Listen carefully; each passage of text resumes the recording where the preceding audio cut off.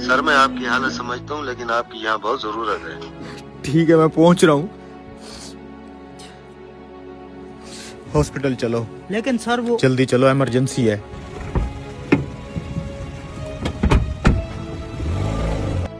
Patient की क्या हालत है? सर बच्चे की हालत बहुत क्रिटिकल है। ऑपरेशन थिएटर रेडी है? जी जी सर, सब कुछ रेडी है। चलो आ जाओ। इतनी देर लगा दी आने में, तुम्हें पता भी है मेरा बेटा कितनी सख्त अजियत में है। वो यहाँ जिंदगी और मौत की कश्मकश में है। तुम लोगों में कोई एहसास जिम्मेदारी है कि नहीं? मुझे अफसोस है मैं हॉस्पिटल में नहीं था। मुझे जैसे ही कॉल मिली मैं जितना जल्दी आ सकता था आया हूँ। और अब मैं चाहूंगा कि आप सुकून से बैठें ताकि मैं अपना काम शुरू कर सकूं। मैं सुकून से बैठूं? अगर मेरे बेटे की जगह तुम्हारा बेटा इस हालत में होता, क्या तुम सुकून से बैठते? अगर तुम्हारा अपना बेटा यहाँ मर रहा होता तो तुम क्या करते? हमारी मुकद्दस किताब कहती है कि अल्लाह कादिर और मुतलक है, हर चीज का मालिक है, गफूर और रहीम है। डॉक्टर किसी को जिंदगी नहीं देता और ना ही किसी की उम्र बढ़ा सकता है। आप आराम से बैठें और अपने बेटे के लिए दुआ करें। हम आपके बेटे को बचाने की पूरी कोशिश करेंगे। बस इनकी नसीहतें सुन लो, चाहे उनकी जरूरत हो न हो।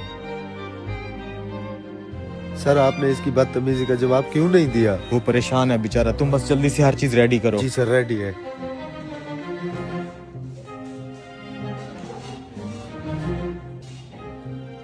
पता नहीं क्या हो रहा होगा मेरे बेटे के साथ। सिर्फ इस डॉक्टर के लेट आने की वजह से अंदर मेरा बेटा तड़प रहा होगा। अगर मेरे बेटे को कुछ हो गया तो मैं छोड़ूंगा इस डॉक्टर को।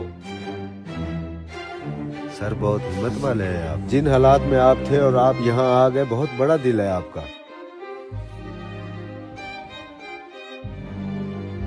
2 घंटे से ऑपरेशन चल रहा है। जैसे ही डॉक्टर ऑपरेशन थिएटर से निकल के कोई खबर देता है, मैं तुम्हें फोन करके बता दूंगा। सर पेशेंट का तो बहुत खून बह चुका है। ये तो बहुत ही मुश्किल ऑपरेशन है। मैं पूरी कोशिश कर रहा हूँ, अल्लाह के हुक्म से ये बिल्कुल ठीक हो जाएगा। बस तुम लोग दुआ करते रहो। आपका बेटा अब खतरे से बाहर है। अगर मजीद कोई सवाल हो तो इन डॉक्टर साहब से पूछ लीजिएगा। देखो इसे, कितना मगरूर है ये आदमी। एक लम्हे के लिए ही नहीं रुका कि मैं अपने बेटे की हालत के बारे में पूछ लेता।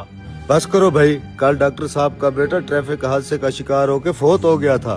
जब डॉक्टर साहब को हमने तुम्हारे बेटे की खबर दी तो वो अपने बेटे की तदफीन की तैयारी कर रहे थे।